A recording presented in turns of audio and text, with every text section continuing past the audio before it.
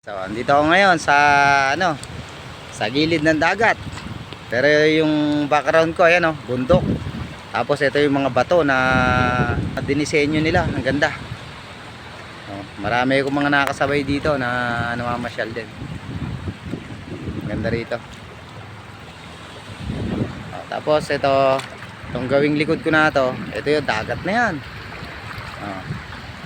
Tapos ayun, meron pang yung mga doon. Yung parang isla ba. Yung bago mo mapuntahan yon, kailangan sasakay ka muna sa may bangka. Meron naman silang bangka rito na pwedeng maghatid sa'yo doon. Ang ganda ron. Pero hindi na ako nagpunta ron. Okay na ako rito. Medyo hapon na rin kasi. Lumala ako rito. Nakita ko lang kasi maganda. Maganda yung lugar. Kaya minto ako. Maraming mga namamasyal, yung mga kumukuha ng mga picture. Ang ganda kasi ng lugar napakalinis ng tubig.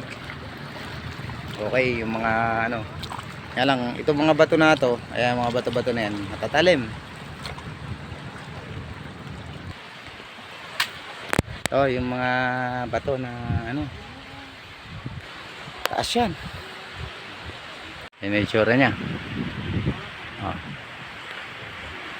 Matigas na bato na matatalim. Ayan, may mga nakasabayan din ako nagpupunta rito na mga fashionista na naglilibot, masyal. Ganda naman kasi ang taas. Mga bato yan, bato na nakadisenyo. Ngayon kasi hapon na, kaya ayun, sarap ng hangin. Langhap mo yung amoy ng dagat. Ganda ng pagkakahulma ng bato na to. Tapos yung kabila na yun, yung mga may mga sasakyan na yun, may kalsada doon. Tapos yung kabila na yun, yung mga bundok talaga. Ayun, may mga puno.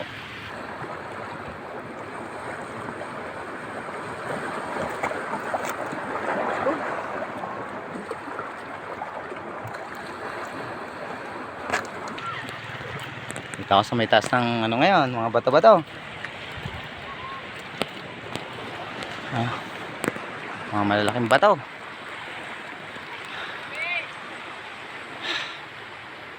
Yes.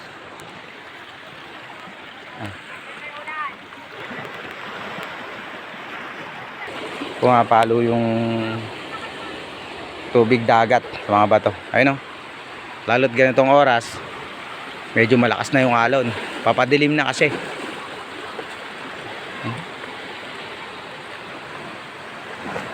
Tapos ano ba yung isa na yon? Yung parang mayroon di akyatin, kanya lang hindi siya makakakit yung mga sakyan Ayun na yun ang itatry kong puntahan naman. Ayun akyatin mo yun. Yan lang, medyo mahaba-haba lakaran yun.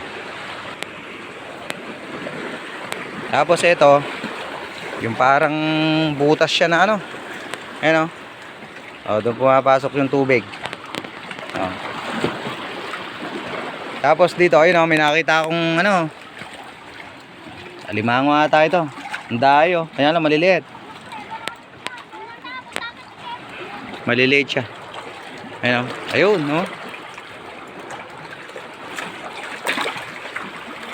Meron kasi siyang parang pinakasiwang dito. Na yung tubig dagat, mapasok dito. Ayun, malaki yun. Ayun, hindi na maliit yun. Diba? Ayun alimango ba yun?